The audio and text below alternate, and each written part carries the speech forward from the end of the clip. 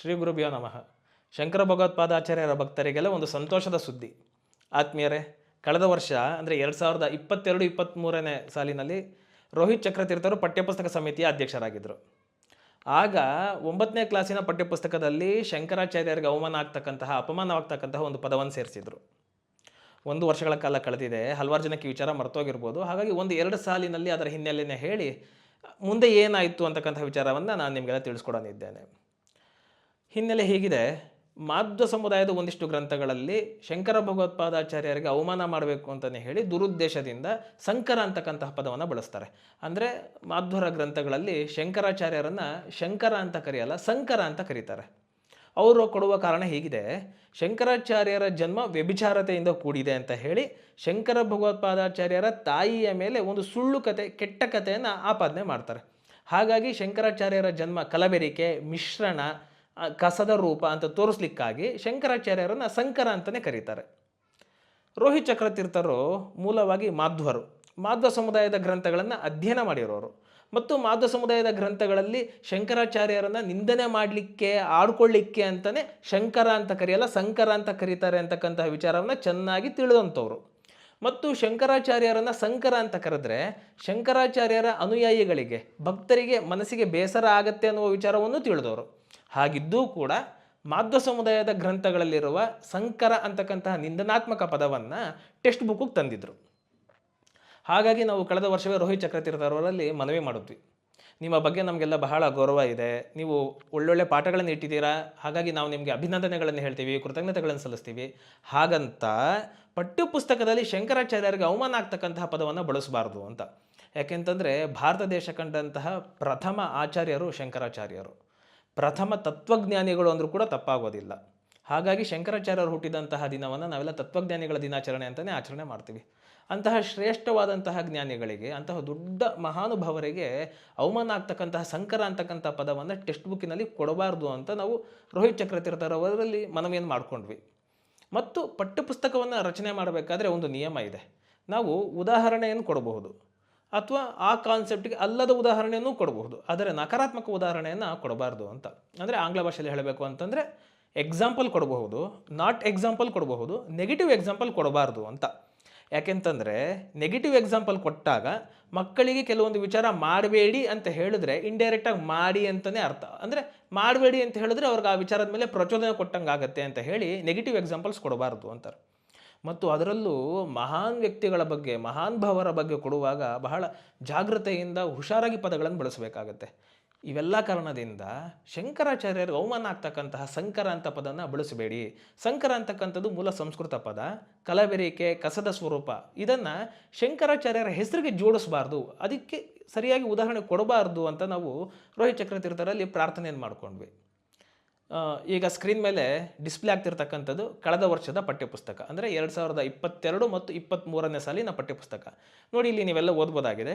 ಶಂಕರಾಚಾರ್ಯರ ಹೆಸರಿನಲ್ಲಿ ಶಕಾರ ಹೋಗಿ ಸಕಾರ ಹಾಕಿದ್ರೆ ಸಂಕರ ಅಂತ ಆಗುತ್ತೆ, ಕಲಬೆರಿಕೆ, ಮಿಶ್ರಣ ಅಂತೆಲ್ಲ ಕೊಟ್ಟಿದ್ದಾರೆ.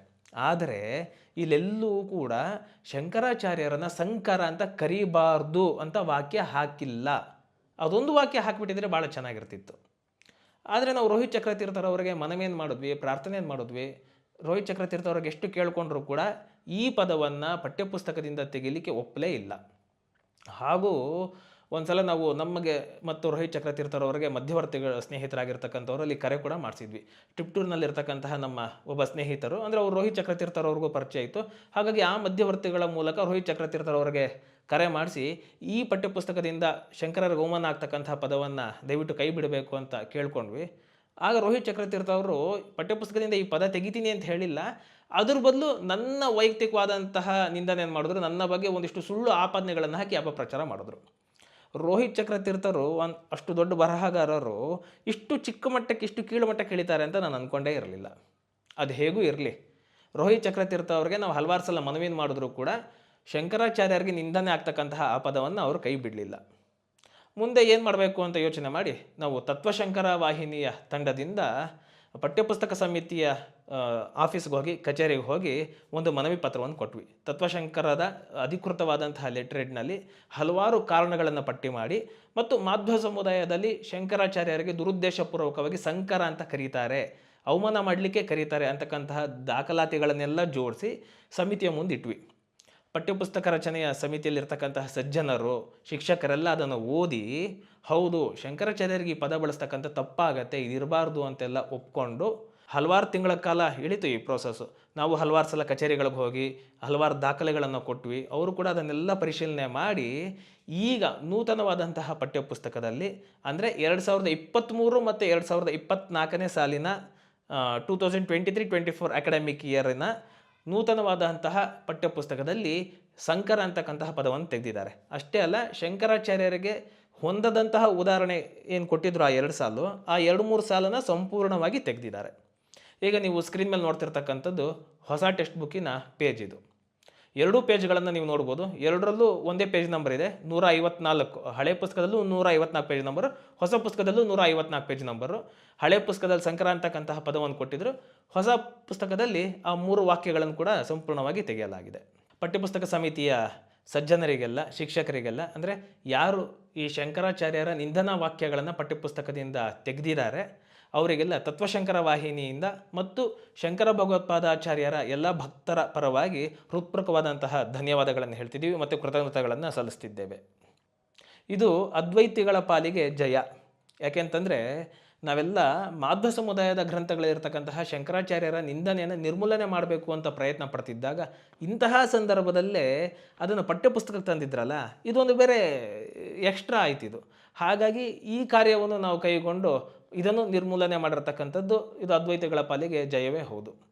ಆತ್ಮೀಯರೇ, ಇದರಿಂದ ನಾವೇನು ಪಾಠ ಕಲಿಬೋದು ಅಂತಂದರೆ, ನಮ್ಮ ಗುರುಗಳ ನಮ್ಮ ಪರಂಪರೆಯ ತೇಜೋವಧೆ ಮಾಡಬೇಕು ಅಂತ ಹೇಳಿ ಹಲವಾರು ಜನ ಕಾಯ್ತಾನೇ ಇರ್ತಾರೆ. ಇವರು ಹೊರಗ್ನವರೇ ಆಗಬೇಕು ಅಂತೇನಿಲ್ಲ, ನಮ್ಗಳ ಮಧ್ಯೆ ಇರೋರೇ ಮಾಡ್ತಿರ್ತಾರೆ. ಹಾಗಾಗಿ ಎಲ್ಲೇ ಶಂಕರ ಭಗವತ್ಪಾದಾಚಾರ್ಯರ ಅವರ ಪರಂಪರೆಗೆ ಅವಮಾನ ಆದರೂ, ನಿಂದನೆ ಮಾಡಿದ್ರು, ಅದನ್ನು ನಾವು ಸೂಕ್ಷ್ಮ ಮತಿಯಿಂದ ಗಮನಿಸಿ ಅದನ್ನು ನಾವೆಲ್ಲ ಖಂಡನೆ ಮಾಡಬೇಕಾಗಿದೆ. ನಮ್ಮ ಜೊತೆ ಎಷ್ಟು ಜನ ಇದ್ದಾರೆ ಅಂತ ನಾವೆಲ್ಲ ಏನು ಯೋಚನೆ ಮಾಡಬೇಕಾಗಿಲ್ಲ. ಸತ್ಯಮೇವ ಜಯತೆ ಅಂತಕ್ಕಂತಹ ಉಪನಿಷತ್ ವಾಕ್ಯ ನಮಗೆಲ್ಲ ಗೊತ್ತೇ ಇದೆ.